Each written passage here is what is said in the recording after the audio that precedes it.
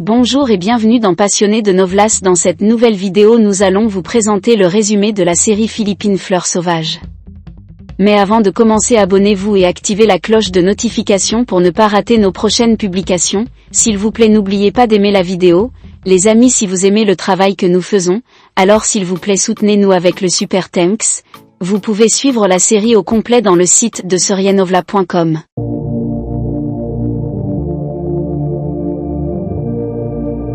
Wildflower est une série télévisée dramatique de vengeance philippine de 2017 mettant en vedette Maja Salvador, avec une distribution d'ensemble.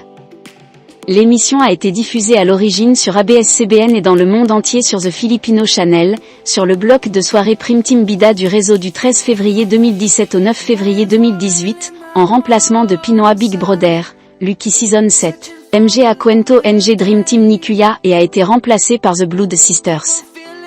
Aperçu de la série. L'histoire tourne autour de Lily Cruz qui, avec sa famille, est victime de l'impitoyable famille Ardiente. Emilia Torrio, la matriarche de la famille Ardiente, ordonne à un assassin d'assassiner Camilla Cruz et Dante Cruz, les parents de Lily. À l'insu d'Emilia, Lily survit au massacre et est adoptée par Priyanka Aguas, une femme d'affaires milliardaire. Lily change d'identité pour devenir Ivy Aguas, une femme volontaire. Elle retourne à Población Ardiente en tant que Ivy pour venger ses parents et tous ceux qui ont été victimes de la méchante famille Ardiente. Saison 1, 2017. L'histoire suit Lily Cruz, une belle héritière qui veut justice pour la mort de son père Dante et l'agression de sa mère Camilla et la folie qui en résulte, en cherchant à se venger de la famille maléfique Ardiente, une puissante dynastie politique dans la province fictive qui porte leur nom. La famille Ardiente est la force politique la plus puissante de la province sous la juridiction du gouverneur, Julio Ardiente, et de sa fille, Emilia, maire de la municipalité, Población Ardiente. Le mari coureur de jupons d'Emilia, Raoul, attaque Camilla, ce qui incite Dante à porter plainte pour viol contre lui. Le monde de Lily s'effondre lorsque Dante meurt d'une crise cardiaque et qu'elle est témoin du viol de sa mère. Bien qu'elle ait été ciblée pour être tuée elle-même, les assassins ont pitié de la fillette de 9 ans et la libèrent à la place. Priyanka Aguas adopte légalement Lily et l'élève pour qu'elle devienne dure, lui fournissant les ressources nécessaires pour obtenir justice pour ses parents. Avec un conglomérat d'1 milliard de dollars derrière elle, Ivy est un aimant pour les Ardientes qui préparent leur campagne pour les élections au poste de gouverneur et au Congrès. Saison 2, 2017. Ivy séduit le maillon faible des Ardientes, Arnaldo. Il devient obsédé par elle et le rend presque fou. Après l'échec de plusieurs tentatives de représailles d'Emilia contre Ivy, Emilia est internée dans un établissement psychiatrique. Ivy incite alors à la destitution de Julio Ardiente de ses fonctions, affaiblit son emprise sur la province puis le prive de la seule personne qu'il aime, son petit-fils, Arnaldo. Cependant, tout au long de la séquence des événements, les Ardientes ont déterminé qu'Ivy était un adversaire. Ainsi, ils l'ont éliminée, en étant enterrée vivante dans un cercueil en bois. Elle échappe miraculeusement à la mort et revient avec vengeance. Saison 3, 2017. Dans un détournement soigneusement orchestré, Ivy s'incruste dans une fête organisée par les Ardientes et révèle sa véritable identité en tant que Lily Cruz, au grand choc des Ardientes qui ont supervisé son enterrement au cimetière.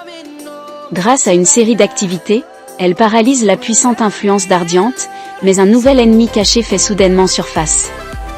Il est révélé plus tard qu'il s'agit d'Elena Montoya, la vraie mère d'Emilia Ardiente.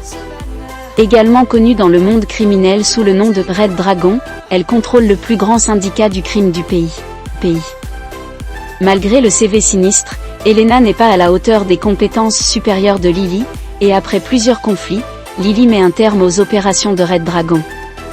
Saison 4, 2017 à 18.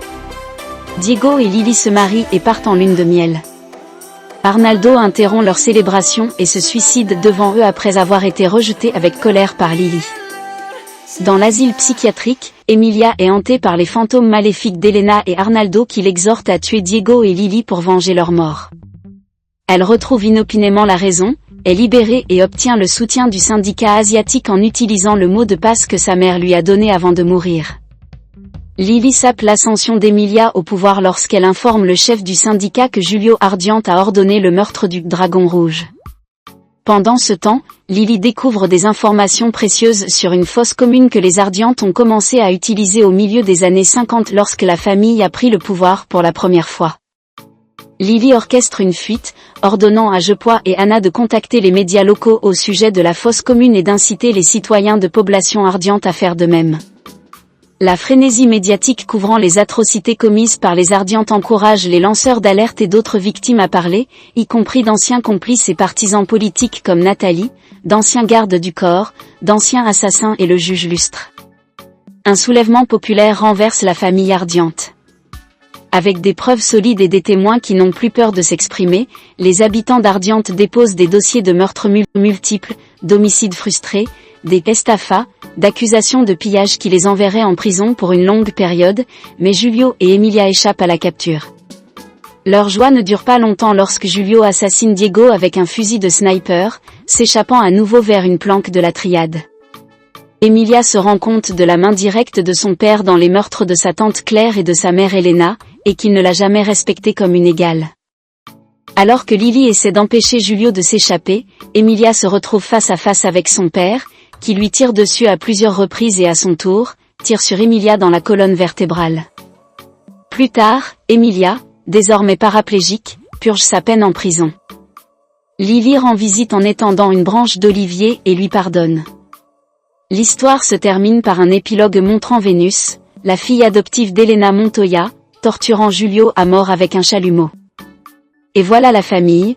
Dites ce que vous en pensez dans le commentaire et dites-moi aussi quel acteur ou actrice que vous voulez voir dans la prochaine vidéo. Merci d'avoir regardé.